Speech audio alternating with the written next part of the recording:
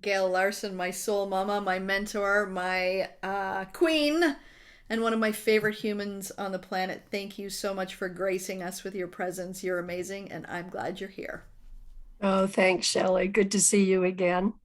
So, I came to know about you, oh wow, I want to say like probably 5 or 6 years ago, and I decided that I wanted to take the journey as a speaker, and I wanted to see what all of that was about, and I felt like I had a message to say and to share, and so I hack everything like a fire captain. So if I roll up to a burning building and I need a water bomber. Well, we don't have one, so I just basically call in whatever I need that I don't have. And so this was no different than that. So I thought, okay, if I'm going to be a speaker and if I want to share my message, who out there is doing it at the highest level? I want to focus always and only just on them because they know something I don't know and they know it in a way that I want to learn.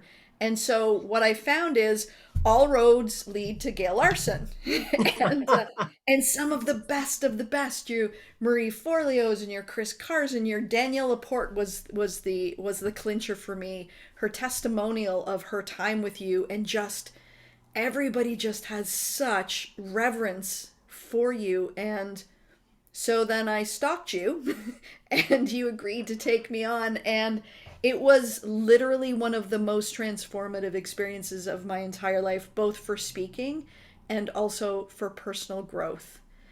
Can you share with us sort of your backstory and how did you come to be the woman that everybody refers to as the speaking shamaness and the soul mama and basically the grand dam of communication and sharing your what you have termed original medicine? Thanks, Shelley. I will say you had one of the most fun classes ever. I I was think we laughed. Those two men in that class were just such beautiful beings. I apologize. I didn't unplug there. It will stop that's in a moment. Um, and that it made it so much fun hmm, to be with two men with big work in the world, totally in love with their wives. I think we learned so much from them and, and their relationships. I'm so sorry for that. But now it's gone to voicemail. Let me unplug it so it won't okay. happen again. So Can we start over maybe? Oh my God. you're fine, bud. Let's start over. Well, we'll keep going. I'll leave the intro that I did for you, and then we'll just start back with where you tell us your story or your recollection of the group. Okay. We can edit. It's all good. Okay. Glad I didn't kill my dog. Little guy.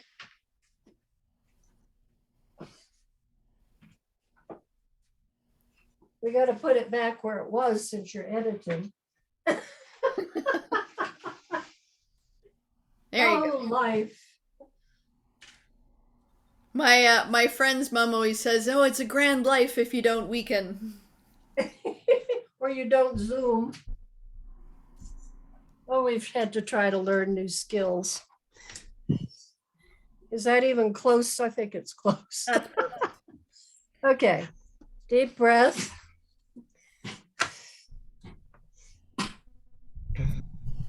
So, where are we starting? So, can you take us back to how did you become this incredible woman with these beautiful, insightful, intuitive gifts that literally, when you watch the ripple effect of your work in the world, you're emboldening and empowering other people to go out and share their messages so that they can impact people? And the ripple, it doesn't take very long for your gifts and your original medicine to be healing thousands and thousands and thousands of people. Where did that start for you? It started for me because I was terrified of speaking. And when I was a young woman, early 30s, in my first business. I was the first woman to be named the Tennessee Small Business Man of the Year. Of course. And I had no idea it was a big deal until I got a telegram from the president. We had telegrams back then from the president of the United States inviting me to the White House. And I'm like, so it was the beginning of many speaking opportunities. And I was not prepared. And I started taking classes, and with every class, I got worse. Because I think what led to that award was my originality, my ideas, who I was. And every speaking program tried to get me into this is how you do it, technique instead of essence. And I think all of us now are pretty bored with technique. You know, there's so many good speakers, comfort zone speakers, professional, good, but not memorable. I call it the home zone, the way we work. And how do we get home with our stories and ourselves so we're at home with an audience?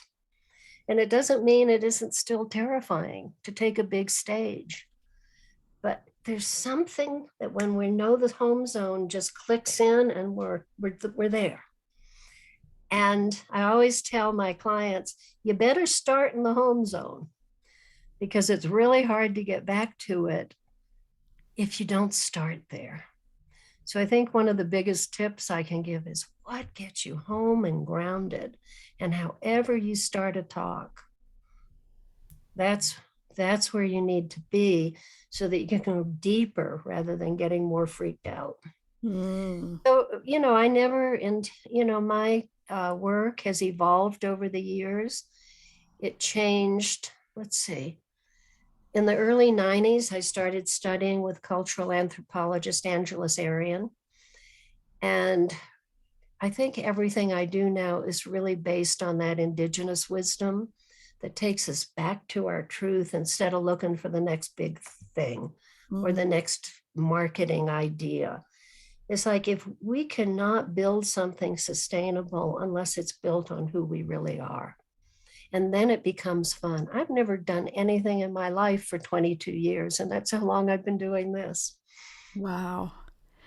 Well, it's interesting. So a lot of the listeners of this podcast are largely women, but many coaches, authors, speakers, entrepreneurs, people that have a gift that they want to give or a message that they want to deliver, and not necessarily as a speaker per se, or not at the beginning anyways, but they are usually at some point confronted with the fact that they're going to have to speak their story to at least explain how have I earned the right to talk about or to teach about what I'm sharing.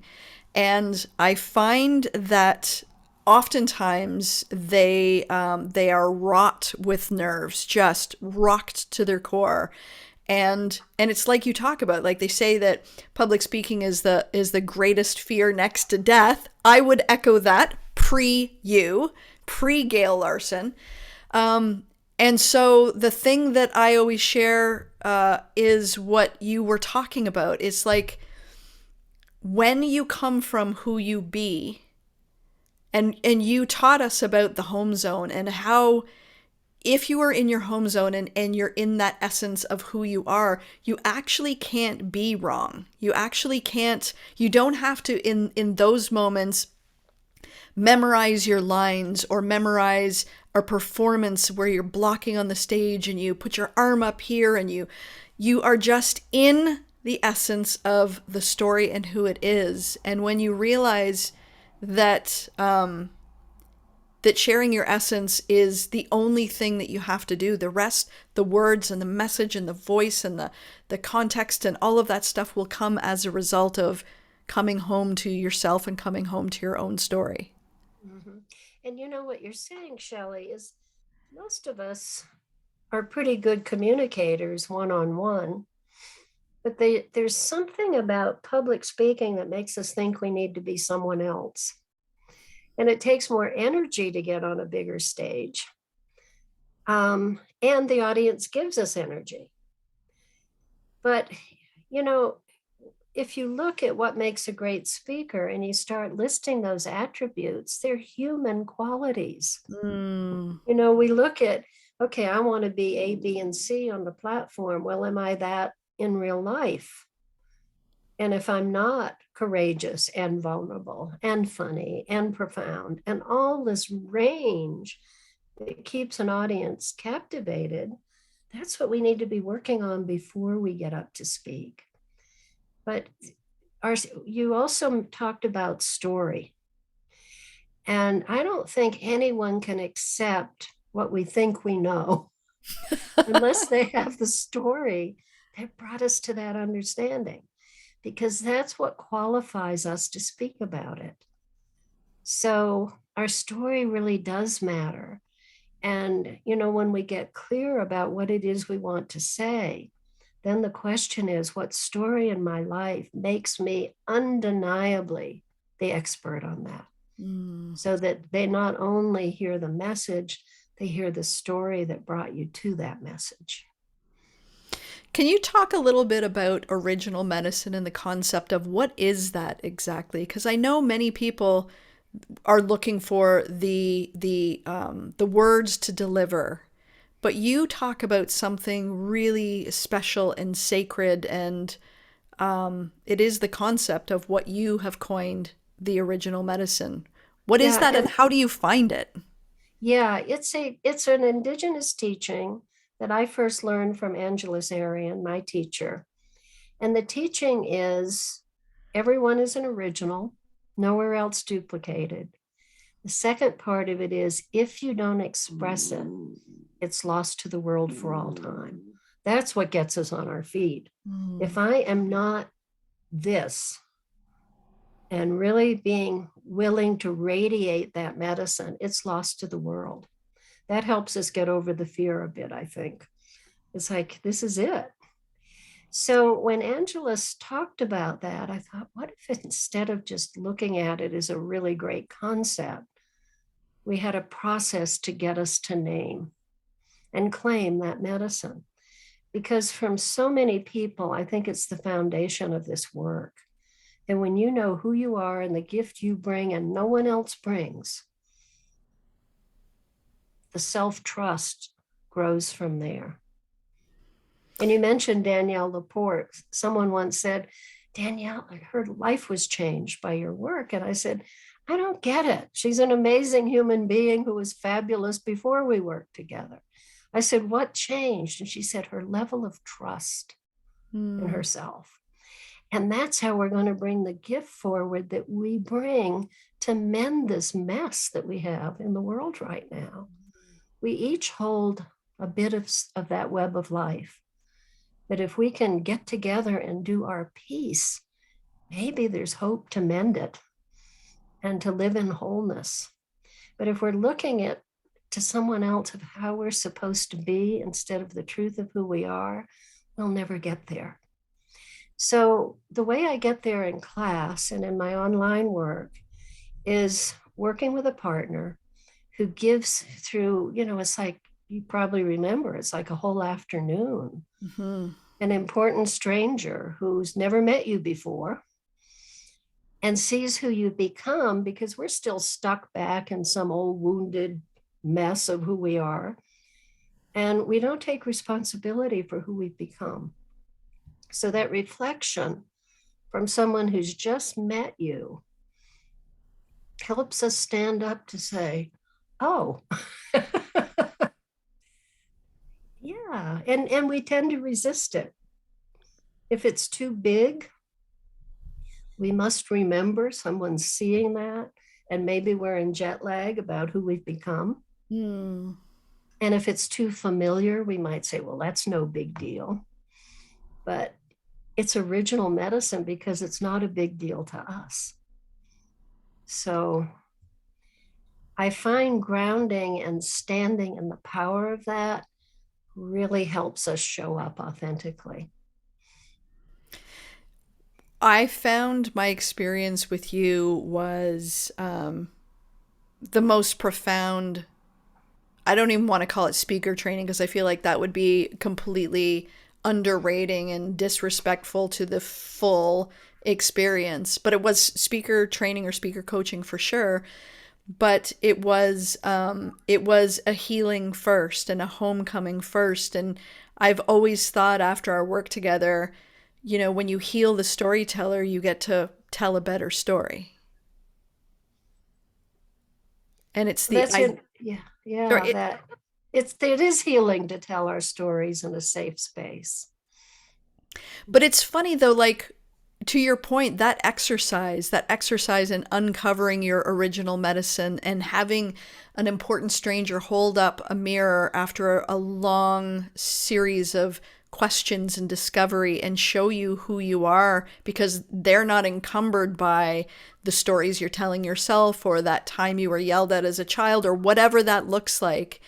And we really did spend a lot of time kind of getting to the core of like soul work first. And what I realized working with you is if you want to deliver something powerful and profound, you first have to come home to yourself and Mhm. being able to have peace and also acknowledge the gifts that you have because especially as women we are so quick to go, oh, that's nothing, oh, that's, oh, you know, and dismiss who we are and who we be Mhm. and the things that we have and that we do.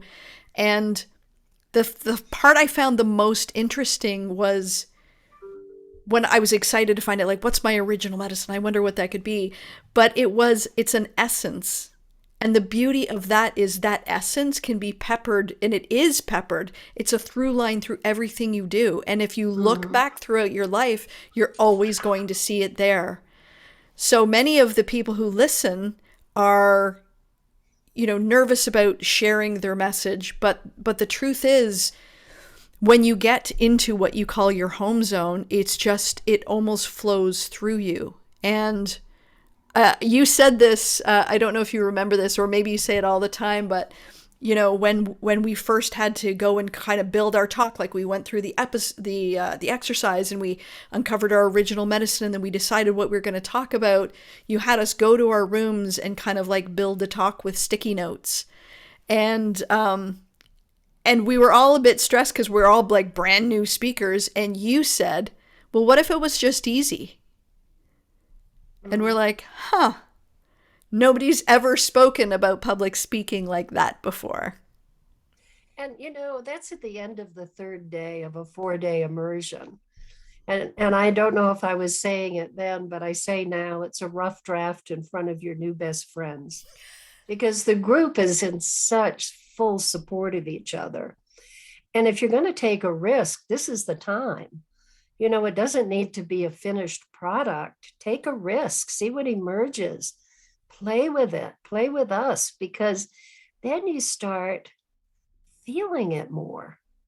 It's, I love watching it unfold. And it's not like there's a way to speak that I know, but I know you have your way to speak. And if we can get to the essence of that, then it is easy. And that last night with the sticky notes is simply to give your mind something to focus on, to have enough structure to let yourself loose in your home zone. What I see repeatedly, because you'll have this flip chart out in front of you with your sticky notes that you can see at a distance. Most people never look at it. They're home, they do their thing, they've done the work to make their mind say, okay, I know where I'm going with this. I know the story I'm going to tell. I know my call to action. I know the news story. I know how I want to close. I mean, it doesn't have to be hard when you have those pieces in place, and then you can just let loose. Hmm. And there's a 5 minute overtime you can take if, because when you're home, something new will drop in. And then invariably, during the feedback from the class, the speaker will say, oh, I forgot that. And I forgot that. We don't know what you forgot. It held together. It was beautiful. We were emotionally connected. We got it. We were moved by you. What more could you want? Hmm. The words don't matter. thinking we have to have the right words gets in the way of being present and seeing what new words come. And that's the fun of it.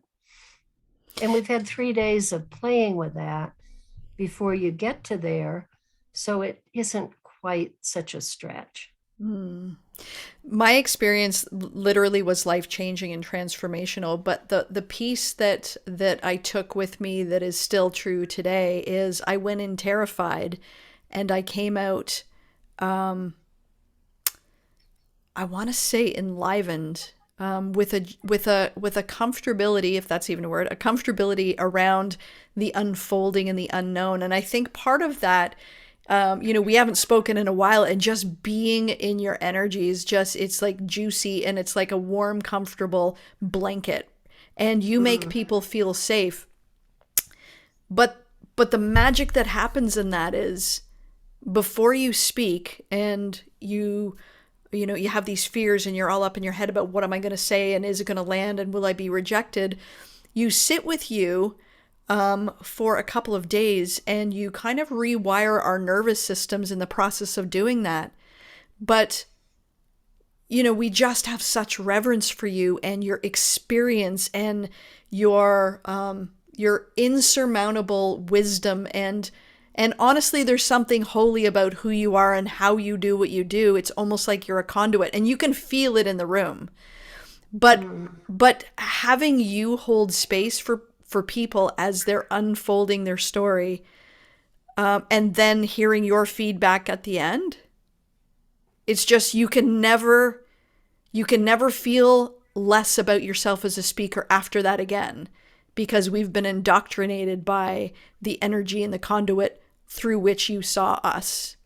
And it was as transforming emotionally as it was, in terms of any speaking prowess that we have. And I wonder what that is like for you on the receiving end of that, because there is definitely something holy that happens in that room and that people take on for the rest of their lives after they leave that. Do you have a story or a memory of a student that you have where it was just like sticks out in your mind and is like something that you're going to have as a keeping moment? Oh, so many of them, and thank you for the acknowledgement. And Shelley, I never go into that room alone. Mm. The clearing of space, the calling in of the allies for your team and my team to really support what we're about in the world so that the best we have to bring can be revealed. We think it's you and me or you and him, there's the mystery at play here. And when we show up fully in our medicine, we are supported. And that's the holy part of the experience. It's palpable. And people who come, I mean, I interview people before with an application before they come, because if you don't have an inner life, you can't do this work. Mm-hmm. You're happier with tell me how to do it. And I'm waiting for you to reveal yourself so that you know how to do it from the heart of who you are, instead of so that we get to see that. And that's what's original in this on a speaking platform. I mean, are you? I'm just bored to death with theatrics and the same old thing. The reason we don't script, and you'll tell the same story 100 times, but you'll tell it differently every time when you're home. Mm-hmm. If you're doing the thing and you got the right line at the right time, it's just old news.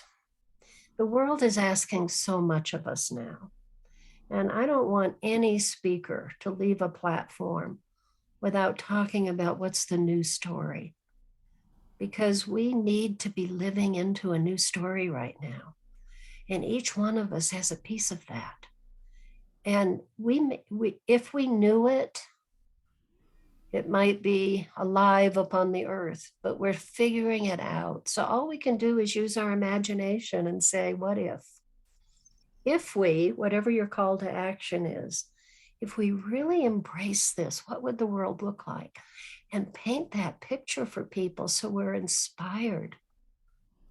And that's when it gets juicy Mm. because if we don't know it yet, but we're seeing the need for it everywhere we look right now. It's heartbreaking with war and disease and women finding their place and our voices. And what is it going to take to have life, have a world that works for all of life, not just the human life, but everything, so that we can flourish? And we're not doing so well with that. Mhm. But I submit we each hold a piece of how we could. And that new story helps us fill in the blanks of how we might get there. Mm. Well, I will tell you what it feels like to get off a stage after being in your home zone. Mm, And I delivered a talk, and it was exactly as you described. And it was on a stage in front of approximately 900 entrepreneurs. And I delivered on the first day of a 3-day event. And over the course of the other 2 days, through nothing more than being in my home zone and telling what I knew to be true, I had probably 60 people come up. A couple of them sobbing in my arms, complete strangers, or lining mm. up to tell me what I said meant to them. And the truth was, it wasn't about me, it was about them anyway. The story is always about them. I hear that so much, Shelley. Well, this feels like self aggrandizing. No, it's their story. Yeah. There's this universal aspect of story that we go on the journey with you. And so when you talk about an entrepreneurial journey and you run into those pitfalls, yeah, how you handled it is interesting, but how you handled it informs me. So I'm in that story with you. And home zone means you're feeling it and I feel it too. Mm. I mean, you could tell that story from a comfort zone and not have an emotional connection.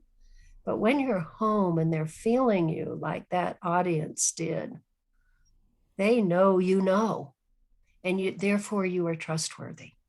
Hmm. Well, I want everybody to have the experience that I had, whether you're sharing your message on video or on a platform stage or in groups or in seminars or at association meetings.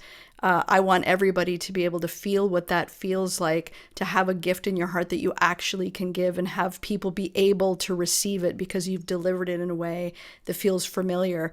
I have this saying that the truth is palpable, and when you tell a story like you, Gail, teach, again, they hear your story, but they feel yours. So if people are looking to work with you, you have a retreat coming up. If people want to attend and be part of your original medicine, where is the best place they can find you and join you? So, realspeaking.com is my website.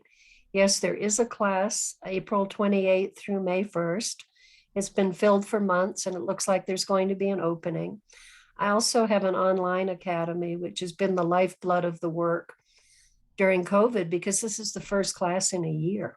Mm. It just got crazy making. I'm coming, I'm not. It's like, I'm not here to herd people, I'm here to teach. And so it's wonderful to be going back, but transformational speaking online is the way to join in an 8-month deep dive. It's actually the same format as the immersion. Um, and there's also just a module on original medicine that's possible as well to get that piece. And it's like a sample of the online whole full online academy. So many ways to play together and to watch what's emerging, because I think a lot is emerging for us in this really difficult time we've been in. We've had a different kind of space to explore. And we've also seen more of where our gifts are needed. Absolutely. And I wanted to personally thank you for making my work in the world just juicy and fun and really allowing it to unfold authentically in a way that feels natural to me. unapologetically and also is able to be received by the people whom I can serve and help. So thank you. I love your face. I actually am going to be coming back to your immersive because it was transformative, and I also think it's really nice to come home. So you'll be seeing my face again. Well, I look forward to that. And, I just want to say, Shelley, you came in playing full out in that class. You showed up 100%. And you were so loved. You made us laugh. You made us cry. That was the most enlivening group I've ever worked with. And everyone was part of that because you came fully and Mm. allowed yourself to be seen. And I think that's the secret. Then you see you're loved. I mean, not everyone's going to love you. But if they don't, it helps us find our audience to find out where we're received and where we're not. But if we're trying to figure out what they want instead of what we bring, we'll Mm. never really have a sustainable speaking Yeah, it's career. like the tail wagging the dog. Yeah. Yeah. Awesome. Well, thank you so much for taking the time. You are an absolute gift to me and to all of us, and I couldn't love you more. Oh, love you too, Shelley. Journey well. You too, soul mama.